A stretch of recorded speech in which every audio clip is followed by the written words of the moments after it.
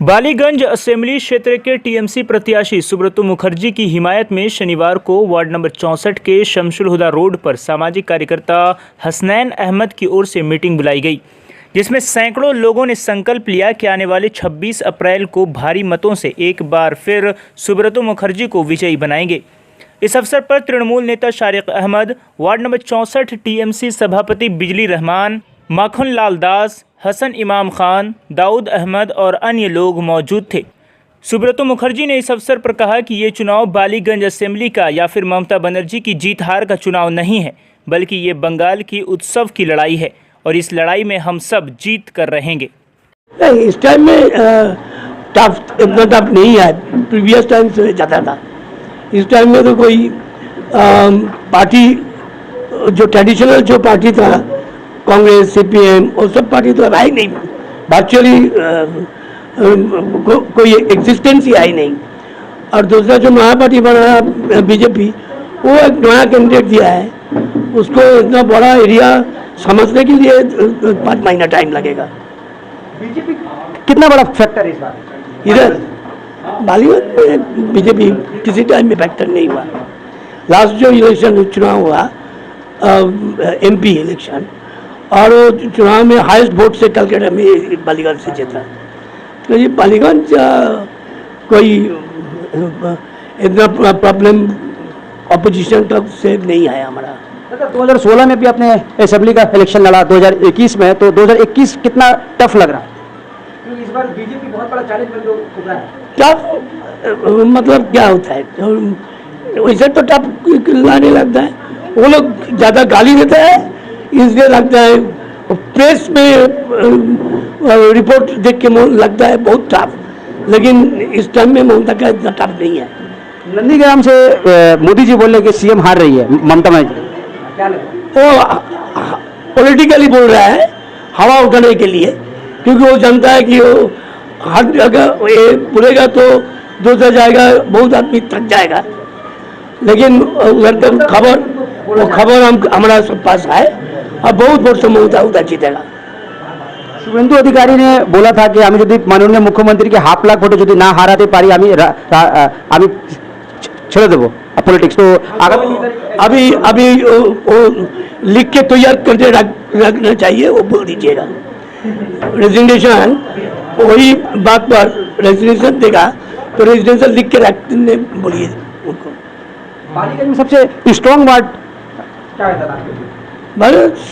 हमारे लिए, ममता के लिए हर वार्ड हमारा पक्ष में है। आपको होगा कहाँ से सबसे ज़्यादा लीड? 2 छोड़ के सब बराबर होगा। सबसे बड़ा वार्ड है 65, तो उधर वोटर सबसे ज़्यादा है। कई वोटर जिधर ज़्यादा होगा उधर मार्जिन भी ज़्यादा होगा। हाँ, लेकिन हाँ 5 वार्ड से कंपटीशन होगा। यहाँ के जो वोटर है उनको क्या मैसेज देंगे? मैसेज उधर दे दिया ना कि इधर सिर्फ पार्टी के वोट नहीं, देश बचाने के लिए लड़ाई करना पड़ेगा और देश के लिए वोट दीजिए ममता को। क्या होने वाला है ये बताओ। देखिए, पहला तो कैलकुलेशन ये किए थे, जो 294 का अंदर हम लोग 20 नंबर में रहेंगे, लेकिन जितना दिन जा रहा है अभी हम लोग का जो कैलकुलेशन है 1 से लेके 10 का अंदर बालीगंज रहेगा। 1 से लेके 10 का अंदर रैंक में बालीगंज में हम लोग रहेंगे। बालीगंज का रिजल्ट मार्जिन 1 से लेके 10 का अंदर होगा। 10 साल से यहाँ का एमएलए है, 10 साल में उन्होंने क्या क्या काम किया, थोड़ा सा हमारे दर्शकों को? बहुत ही काम है, वो तो एक लिस्ट है हम लोग का।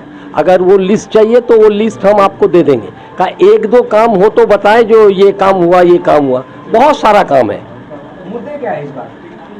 इस बार मुद्दा तो जो है, बीजेपी जो चीज़ किया है वो मुस्लिम लोग यहाँ रह पाएगा कि नहीं रह पाएगा।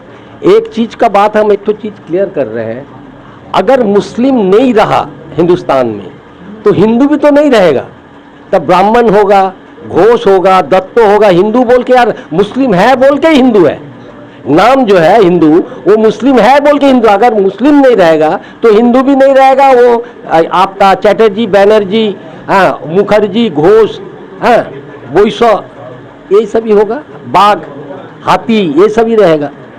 बंगाल टाइगर का बात नहीं कर रहे हैं, टाइटल है हिंदू के अंदर, बाघ भी टाइटल है, हाथी भी है, लोड भी है, तो हिंदू उठ के ये सब चलाएगा।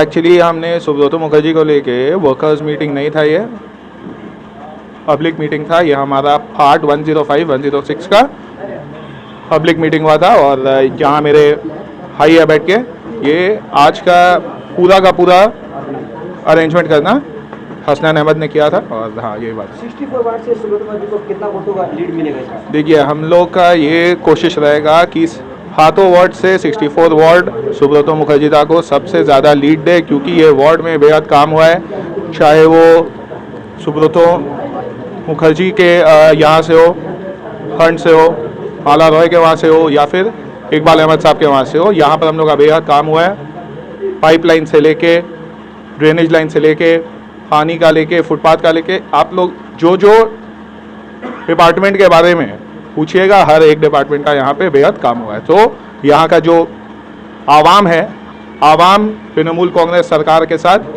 ममता बनर्जी के साथ 100% है, ये वाली चीज़ में कोई भी ऐसा डिस्प्यूट नहीं है। और बालीगंज असेंबली में एक चीज़ का कंपटीशन है, टीएमसी का बीजेपी के साथ या सीपीएम के साथ कंपटीशन है ही नहीं, टीएमसी बेहद ऊपर है। यहाँ पर जो हमारा कंपटीशन है बाकी 6 वार्ड के साथ है कि हमें सबसे ज़्यादा लीड ये वाले वार्ड को आना चाहिए इंशाल्लाह, और होपफुली आएगा भी। देखिए, उतरने के लिए तो बीजेपी ने मजबूर किया है। अब बीजेपी पिछले कुछ सालों में इतना तकलीफ दिया है, नौजवानों के पास काम नहीं है, तो अब वो अपने हक के लिए लड़ेंगे। ये जो इलेक्शन हो रही है, ये इलेक्शन जो है, इसका बेसिक मुद्दा है इंसाफ की लड़ाई है। बंगाल में इंसाफ के लिए लड़ा जा रहा है। बंगाल में लड़ा जा रहा है कि भैया आप जो जुल्म किए इतने सालों में, उसके विरोध में लड़ा जा रहा है। तो इंशाअल्लाह ताला हम लोग ममता बनर्जी को वोट दे करके ज़्यादा से ज़्यादा बहुमत में जिताएंगे और इंशाअल्लाह ताला उनके जीत से इस जुल्म का जो है जवाब दिया जाएगा इंसाफ के तौर पे। बेवकूफ़ बनाएगा और कुछ नहीं बनाएगा, ये आप भी जानते हैं, हम भी जानते हैं। आप पूरे देश में जहाँ जहाँ बीजेपी की सरकार है, जहाँ पे सिर्फ शक के बिना पे कि घर पे क्या पक रहा है, आदमी का जान चले जाता है, वो क्या विकास का बात करेगा। हाँ, लेकिन एक जगह विकास हुआ है, पहले आधा चड्डी पहनता था, आज पूरा चड्डी पहनता है, फुल पैंट में आ गया है हम लोग, और इसके अलावा कहीं विकास नहीं दिखेगा आपको, सिर्फ बोलेंगे। इस बात का संदेश है कि जिस तरह से पिछला लोकसभा में बालीगंज ने सबसे अधिक वोट से मार्जिन दिया था 56,000 का, वही आज ये पॉकेट मीटिंग जो लोगों का गैदरिंग था, लोगों का जो हुजूम था, इस बात का रिजल्ट बता रहा है कि एक बार फिर से पूरा बालीगंज हम लोगों को सुब्रतो मुखर्जी को 294 सीट में जितने एमएलए आ रहे हैं सबसे अधिक मार्जिन से जिताएगा। पहला नंबर हम लोगों का वार्ड 64, असल में बालीगंज में टोटल 7 वार्ड है। 7 वार्ड में हम लोग तो हर वार्ड में जाते हैं, मगर ये 64 वार्ड में अल्हम्दुलिल्लाह हम लोगों के यंग जनरेशन के लड़के बहुत हैं। जो यंग जनरेशन के लड़के पॉलिटिक्स जो कर रहे हैं वो बहुत है, और अल्हम्दुलिल्लाह यूथ जो होता है पॉलिटिक्स से होता है। यूथ अगर है तो पॉलिटिक्स है। तो हम लोगों का 64 में यूथ जो बच्चे हैं वो अल्हम्दुलिल्लाह बहुत है। अगर थोड़े बड़े मिल के गाइड करेंगे तो अल्लाह का करम है कि बालीगंज में सबसे ज़्यादा वोट देकर 64 से सुब्रतो मुखर्जी को 64 वार्ड के यही यूथ जिताएंगे।